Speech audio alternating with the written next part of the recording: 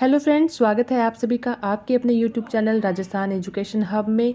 और ये video special रहेगी स्कूल व्याख्याता 2024 के भूगोल सब्जेक्ट के स्टूडेंट्स के लिए। और इसमें हमने शुरुआत की थी भौतिक भूगोल के नोट्स जो रीड कर रहे थे हम, और बहुत ही इम्पोर्टेंट नोट्स हैं ये। और ये नोट मैंने खुद ने बनाए हैं और एनसीईआरटी को इंक्लूड करके, और बहुत इम्पोर्टेंट रहेंगे। तो कल हमने संक्रांति तक पढ़ लिया था, एक क्लास हमने बेसिक स्टार्ट कर ली थी। तो आज हमने अध्ययन करना है जीएमटी के बारे में ना। तो जीएमटी क्या है? तो जीएमटी को सबसे पहले इसकी फुल फॉर्म देखते हैं कि ग्रीनविच मीन टाइम्स। तो जीएमटी का अर्थ होता है ग्रीनविच मीन टाइम होता है। इसका निर्धारण किसने किया था? तो इसका निर्धारण किया था 1824 में एरी महोदय ने, राइट। तो एरी महोदय ने इसका 1884 में निर्धारण किया था। इसके लिए ग्रीनविच वेधशाला का भी निर्माण किया था उन्होंने। यह रेखा विश्व को दो गोलार्धों में विभाजित करती है, पूर्वी गोलार्ध और पश्चिमी गोलार्ध। यानी कि मान लीजिए कि पृथ्वी है, तो ग्रीनविच रेखा जो होती है वो इस तरह से होती है। तो इसको पूर्वी गोलार्ध और पश्चिमी गोलार्ध इस तरह से दो भागों में विभाजित कर देती है। जीएमटी पूर्व में खींची देशांतर रेखाएं पूर्वी देशांतर रेखाएं कहलाती है, और पश्चिम में खींची रेखाएं पश्चिमी देशांतर रेखाएं कहलाती है, राइट। तो जैसे इस ग्रीनविच रेखा से जो इधर की जो रेखाएं खींची जाएगी वो पूर्वी देशांतर रेखाएं, और इस पश्चिम की साइड में जो खींची गई देशांतर रेखाएं होगी वो पश्चिमी देशांतर रेखाएं कहलाएगी। तो कई बार पूछा जाता है कि जीएमटी जो है वो कितने महाद्वीपों को क्रॉस करती है? तो जीएमटी रेखा जो है वो दो महाद्वीपों को क्रॉस करती है। तो वो कौन कौन से हैं? यूरोप और अफ्रीका। अब हम बात करते हैं कि यह रेखा कितने देशों को क्रॉस करती है। तो इन देशों को याद करने के लिए मैंने एक ट्रिक भी बनाई है, वो जो मैं आपको बहुत जल्दी शेयर करूँगी। तो देखिए कौन कौन से। तो ब्रिटेन, फ्रांस, स्पेन, भूमध्य सागर, अल्जीरिया, माली, बुर्किना फासो, घाना और दक्षिण अटलांटिक महासागर एवं अंटार्कटिक महाद्वीप पर खींची जाती है। तो ये क्वेश्चंस बहुत इंपॉर्टेंट होता है, तो आप ध्यान रखिएगा। ब्रिटेन, फ्रांस, स्पेन, भूमध्य सागर, अल्जीरिया, माली, बुर्किना फासो और घाना दक्षिण अटलांटिक महासागर एवं अंटार्कटिका महाद्वीप पर खींची जाती है। जीएमटी रेखा से प्रत्येक देश का मानक समय ज्ञात किया जाता है, और मानक अर्थात मानक देशांतर रेखा ज्ञात की जाती है। कि जीएमटी रेखा का यूज़ क्या होता है, मुख्यतः किस लिए होती है? तो इसे क्या होता है कि मानक समय ज्ञात करने के लिए ये रेखा खींची जाती है। तो इस तरह से हमने जीएमटी रेखा के बारे में थोड़ा अध्ययन किया है। तो अब नेक्स्ट देखिए कि मानक देशांतर रेखाएं जीएमटी से 7.5 या 30 मिनट के अंतराल से खींची जाती है। कि मानक देशांतर रेखा जो है जीएमटी से 7.5 या 30 मिनट के अंतराल में खींची जाती है। इसीलिए भारत की मानक देशांतर रेखा कौन सी है? तो 82.5 ईस्ट है। अब आईएसटी रेखा क्या होती है? तो इंडियन स्टैंडर्ड टाइम है इसकी फुल फॉर्म। कि इंडियन स्टैंडर्ड रेखा जो हमारे भारत की जो रेखा है, तो ये भारत के निम्न राज्यों में से गुजरती है। कौन कौन से हैं? तो इस तरह से याद करोगे तो बेटर याद होगा आपको, क्योंकि थोड़ा सा अगर आपको इंडिया का मैप आता है ना, तो इस तरह से याद करिए आप। सीधी लाइन खींच लो एक, तो अपने आप आपको हो जाएगा कि सबसे ऊपर यूपी आता है, फिर एमपी, फिर छत्तीसगढ़, उड़ीसा और आंध्र प्रदेश। तो इस तरह से ये यूपी, एमपी, छत्तीसगढ़, उड़ीसा और आंध्र प्रदेश में से होकर गुजरती है। तो भारत का टाइम जोन जीएमटी से कितना है? तो 5.5 घंटे का है, ठीक है। तो नेपाल के लिए अंतर्राष्ट्रीय कानून में संशोधन करते हुए 15 मिनट यानी कि 3 डिग्री 45 के गुणज को स्वीकार किया गया है। तो भारत का जो टाइम जोन है वो जीएमटी से कितना है? तो 5.5 घंटे का। यानी कि अपना जो भारत है वो टोटल पूर्वी गोलार्ध में आता है और पश्चिम पूर्वी गोलार्ध में आता है। तो ये जीरो रेखा हो गई। तो ये जो रेखा है इससे भारत का जो टाइम है ये 5.5 घंटे इधर है, यानी कि पूर्व में है। तो इस चीज़ का ध्यान रखेंगे हम। तो आईएसटी रेखा के बारे में अध्ययन किया हमने, जीएमटी के बारे में अध्ययन किया। अब देखिए भारत का थोड़ा सा विस्तार देख लेते हैं।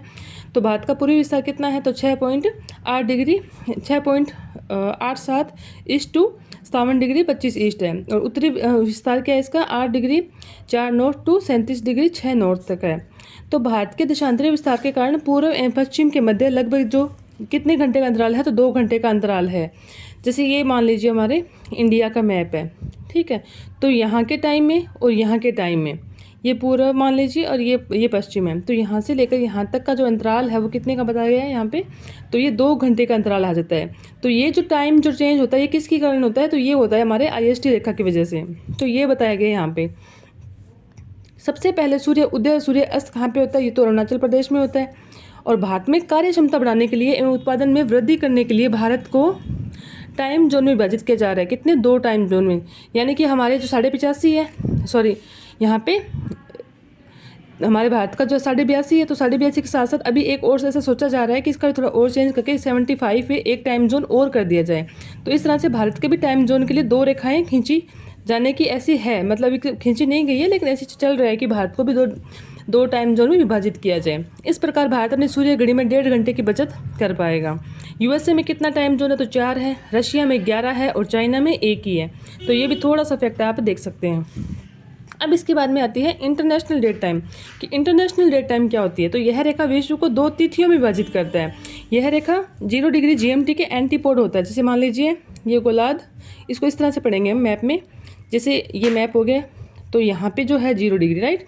तो इसका एंटीपोड कितना होगा? तो इसका एंटीपोड होगा 180, यानी कि विपरीत।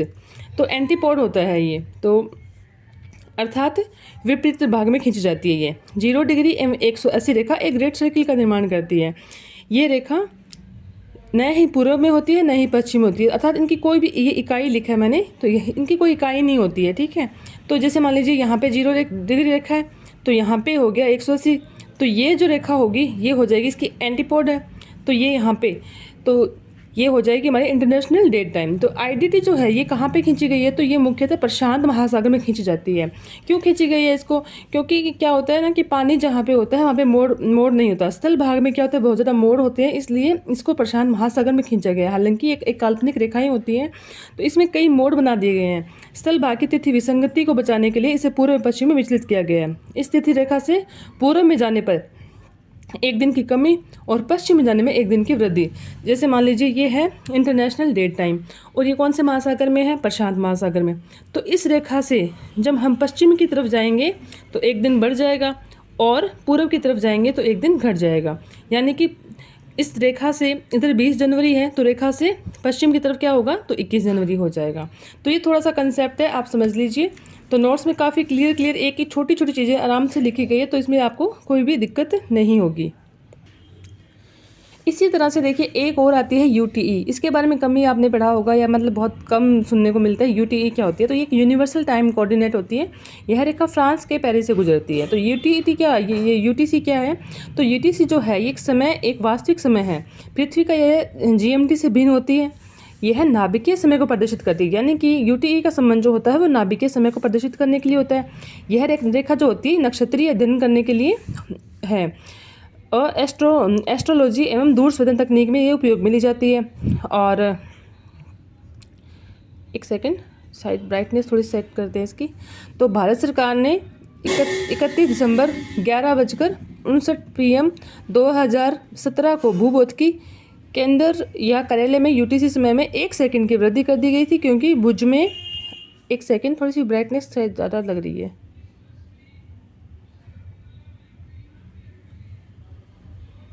Okay, sorry for disturbing.